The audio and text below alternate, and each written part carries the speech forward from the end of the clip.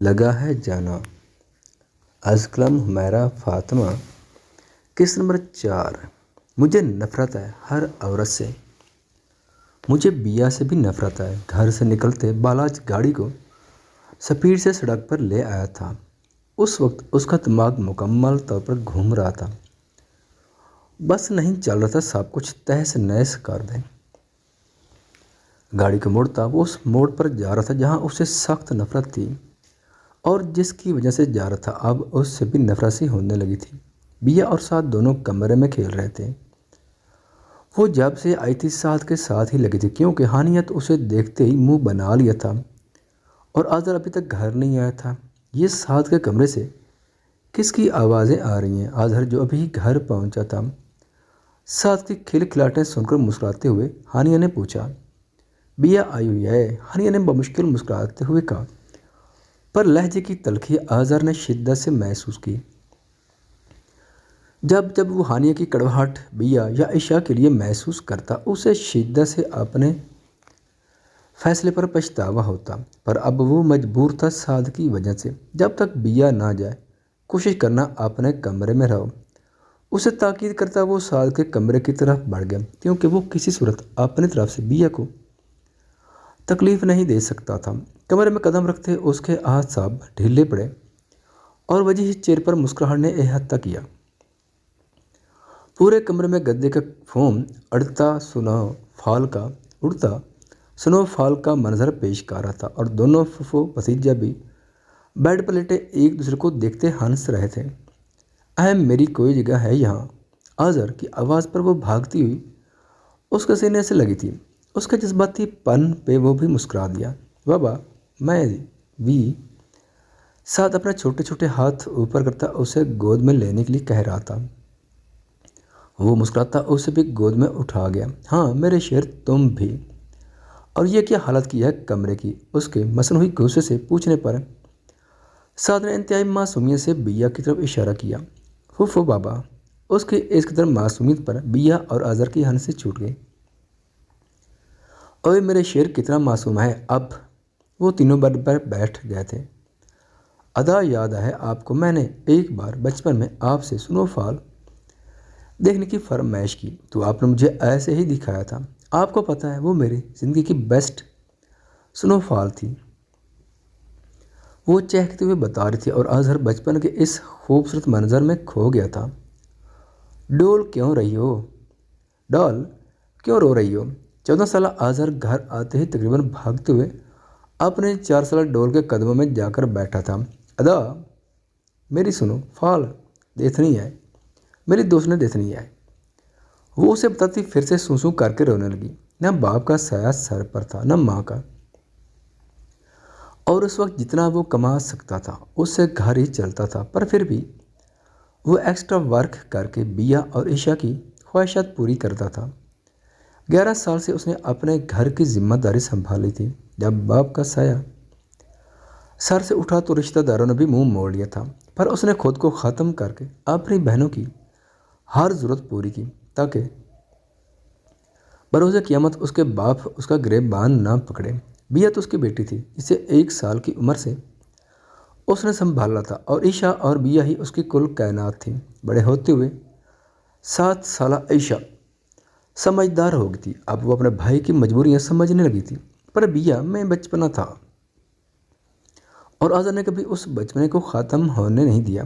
ادا چھوڑیں، اسے بھوک لگی ہے، کھانا بناتے ہیں۔ عائشہ جسے بھوک برداشت نہیں ہوتی فوراً بیچ میں کودی۔ ادا بیا نے آذر کا چہرہ اپنے ننھے ہاتھوں میں پکڑنا چاہا تو آذر فوراً اس کی طرف متوجہ ہوا۔ آؤ تم دونوں کو سنو فال دکھاتا ہوں۔ کچھ سوچ کر وہ ان دونوں کو بیڈ تک لایا تھا اور عائشہ کے ہاتھ میں پلو پکڑا کے اسے کھیلنے کا اشارہ کیا تو تھوڑی ہی دیر میں پورے کمرے میں رولوں کی برسات ہو چکی تھی۔ واؤ ادا اب معصوم سی دیا تالی بجاتے ہنس رہی تھی۔ پھر اس کی اسکول میں لڑائی بھی ہوئی، پر وہ لڑکے آئے کہ اس کے ادا نے جو سنو فال دکھائی وہی بیسٹ ہے۔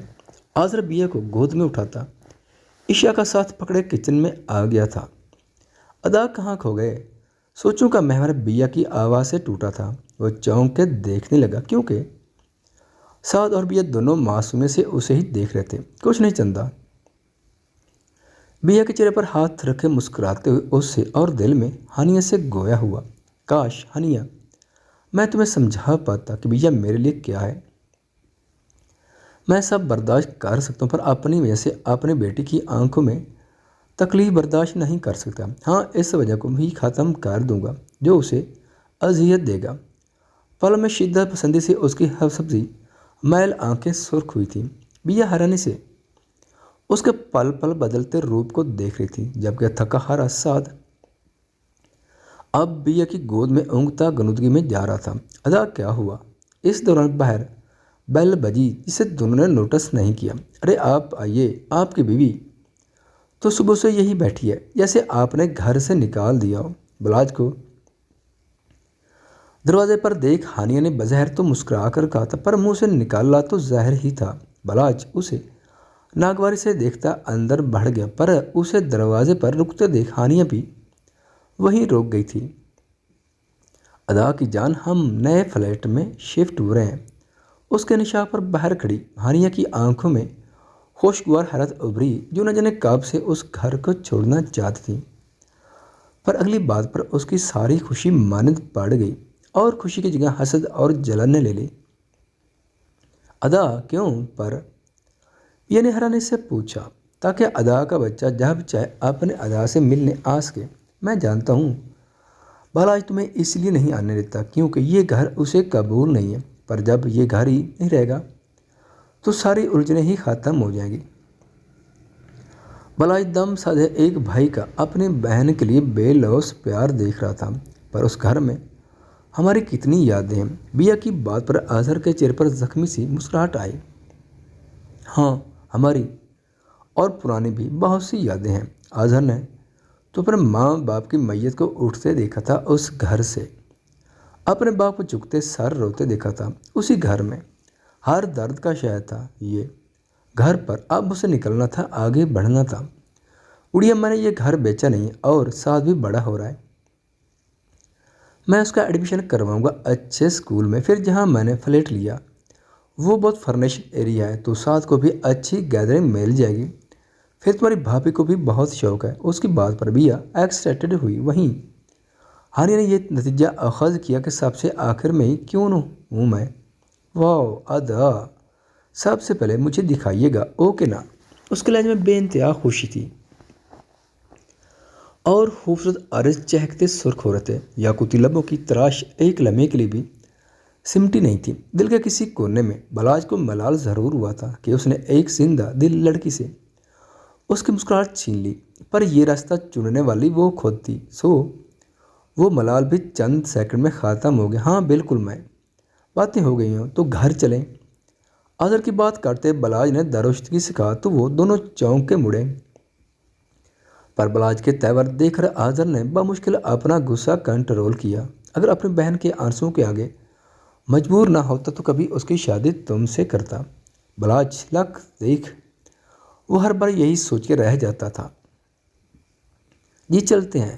وہ جلدی سے کھڑی ہو گئی، ویسے بھی بنا بتائے آ کر اسے ناراض کر چکی تھی، پر کرتی کیا، ادا کی یاد ہی اتنی آ رہی تھی۔ خیال رکھنا میری بہن کا، اظہر نے آہستہ سے کہا۔ وہ تو اپنی بہن سے پوچھیں کتنا خیال رکھتا ہوں میں اس کا۔ تنزیہ مسکراہٹ سے اس کی گئی بات اظہر کا پارا ہائی کر گئی تھی، پر اپنی جان عزیز بہن کی خاطر اس زہر کے قطرے کو بھی میٹھا محلول سمجھ کر پی گیا تھا۔ خیال رکھنا گڑیا، اسے پوری طرح اگنور کرتے بیا کو اپنے حصار میں لیتا پیار سے کہا، ساتھ ہی اس کے ماتھے پر لب رکھے تو وہ جی جان سے مسکرائی تھی۔ اور بالاج شاہ نے یہ منظر جلتی آنکھوں سے دیکھا، جبکہ ہانیہ سر جھٹک کے بنا اس سے ملے کمرے میں چلی گئی۔ ناراض ہے مجھ سے؟ گاڑی میں خاموشی محسوس کر کے بیا نے اس خاموشی کو توڑا۔ میں کیوں ناراض ہوگا؟ میری بلا سے جہنم میں جاؤ، وہ بیزاری سے کہتا، بظاہر خود کو لاپرواہ ظاہر کر رہا تھا، پر ساری ہنسی اسی طرف تھی۔ ہاں، میں کون ہوں آپ کی؟ وہ چڑی تو بالاج مسکرایا۔ بالکل صحیح فرمایا، خود کو زیادہ امپورٹنس دینے کی ضرورت نہیں ہے۔ اس کی بات پر وہ صرف ہنکار بھر کر رہ گئی۔ گھر کے سامنے گاڑی رکی तो बिना उसकी तरफ देखे वो घर की तरफ बढ़ गई, जबकि बलाज ने अपना सर स्टीयरिंग से टिका दिया। कैसे बताऊं तुम्हें किस कदर पागल हो रहा हूँ। जब तुम्हें कोई हाथ भी लगाता है मेरा दिल जलता है।